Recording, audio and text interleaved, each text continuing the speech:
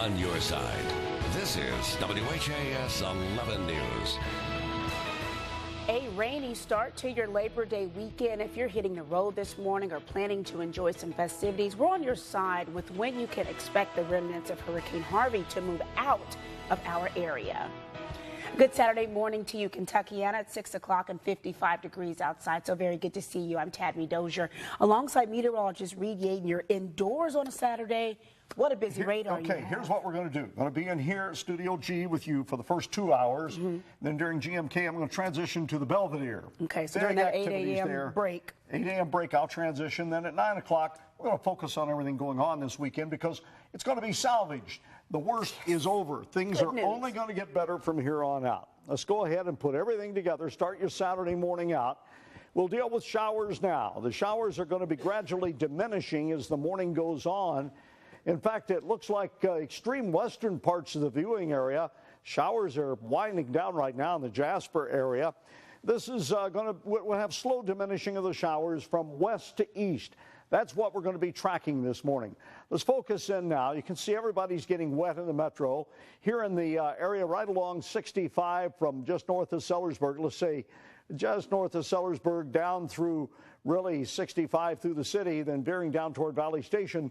There's a pocket of heavier rain there. This will gradually slide east. Not extremely heavy rain, but heavier than the predominant rain around. Showers will be on the diminishing side throughout the morning. That's the good news. Now, we have just basically an area of low pressure, post-tropical, they call it. It's all the tropical characteristics of Harvey are gone. Here's what's left. It's going to be moving into northern Kentucky and continuing to travel to the northeast. As it does, it'll pull the precipitation with it. Now, we're all going to trade the precipitation for clouds today. Clouds will be lingering. We're not done with the tropics yet, though. Going to be a busy week as we continue now to begin watching Hurricane Iris. Really not going to show the models this morning. I don't consider it useful because they're all over the place on this thing. It's a Category 2 storm now, weakened some overnight, 110-mile-per-hour winds. The Leeward Islands could be affected in the next couple of days. At this point, interest on the east coast of the U.S., including Florida and the Gulf Coast, should be alert, but it's far too early with any certainty right now to deal with this one. Temperatures, it is a cold rain out there. We're in the low to middle 50s around the viewing area right now, and we're going to warm it up into the 60s today. That's about the best we can do for you, Tabney. Here's the First Alert Storm Team forecast for your Saturday. And notice as we go through the day, it does improve. We'll be in the 50s this morning. Then this afternoon, cloudy. The clouds will linger. We'll be in the 60s, 65, 66 degrees. Tomorrow, though, mostly sunny and warmer, and there goes the rest of your weekend. Low 80s tomorrow, and then we'll move it into mid-upper 80s on Labor Day. So, as I say, it only gets better from here on out. Tabney, I'll see you again in a few minutes. Looking for those improvements. Thank you so much, Reed. If you have not done so already, don't forget to download the WHAS 11 News app in the Google or App Store. There you will find the very latest on today's weather. We will also be sure to keep you updated right here on air and online at WHAS11.com.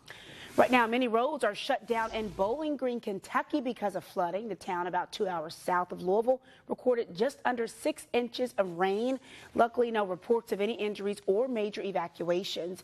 In nearby Barron County, though, it's closing in on a 7-inch total. The city tweeting out these pictures. A car was submerged after trying to cross Old Barron River Road. Storm water surging from underground. A manhole cover on Old Barron River Road overflowed earlier Friday. Fortunately, Kentucky State Police say no major accidents there. Beaumont, Texas, preparing for a third straight day with no running water. Rivers still rising there, leaving thousands stranded in their homes. The desperation leading to long lines with people waiting hours just to pick up bottled water. As part of evacuation efforts, some people were taken out of the city in military planes. In West Houston, rescue after rescue. In East Texas, communities are drying out and some people are returning home to clear every waterlogged thing that they own. It's okay. It's material possessions. You know, you have your life. Some residents finding uninvited guests. Look at this. A man says he looked down and spotted a 10-foot gator in his dining room. Wow. President Donald Trump expected back in Texas today to visit a region affected by Hurricane Harvey as cleanup begins for thousands in that area. The White House says the president will visit parts of Houston and southern Louisiana during his second visit. Vice President Mike Pence says Trump and the First Lady will be out there with families. Friday, the president requested $7.9 billion in emergency spending to help Texas and Louisiana recover from the winds and floods from Hurricane Harvey. That request sent to Congress would add just over $7 billion to FEMA's disaster aid and close to $500 million to finance disaster loans for small businesses. Houston Mayor Sylvester Turner and Congresswoman Sheila Jackson Lee are echoing the call for funding to help repair and drain damaged neighborhoods.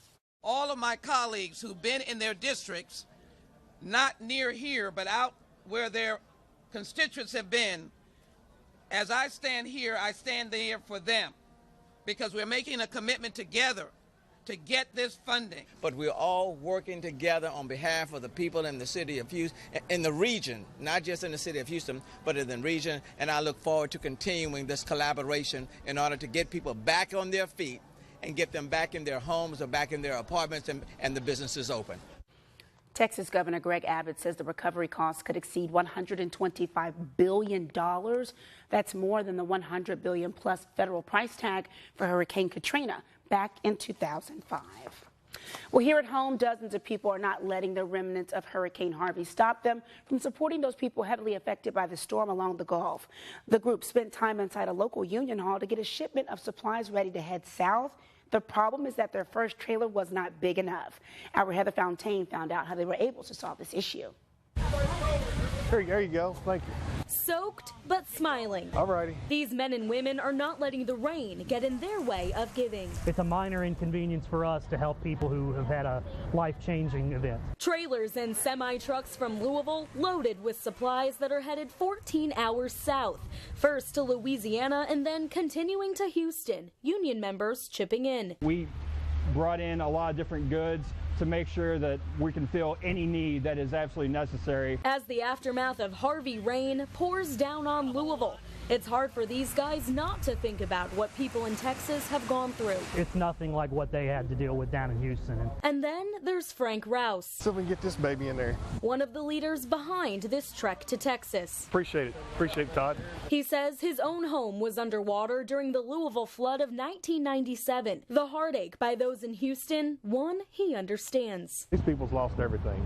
They've lost their homes, they've lost cars, family members, pets, everything. Frank, a member with Union Auto Workers Local 862, was joined by these guys, union members from Teamsters Local 89, and at least a dozen other unions here in Louisville to collect thousands of non-perishable items. Heather Fountain, WHAS 11 News. If you prefer to give money rather than supplies, don't forget WHAS 11 is continuing our effort called Kentuckiana Cares for Texas. That money going directly to the American Red Cross, which is using it only for Harvey recovery efforts. Just head to WHAS11.com/KY Cares to make your donation. You have raised more than $63,000 so far. Thank you so very much for your support. If you're going anywhere this Labor Day weekend, you may want to fill up on gas sooner rather than later. We're on your side this morning with how much you can expect to pay heading out of Louisville and what federal leaders are doing to get the prices back down. The United States now home to close to 200 more people from several countries. Hear the reason a man from overseas says he wanted to call Kentucky home. Back to school talk.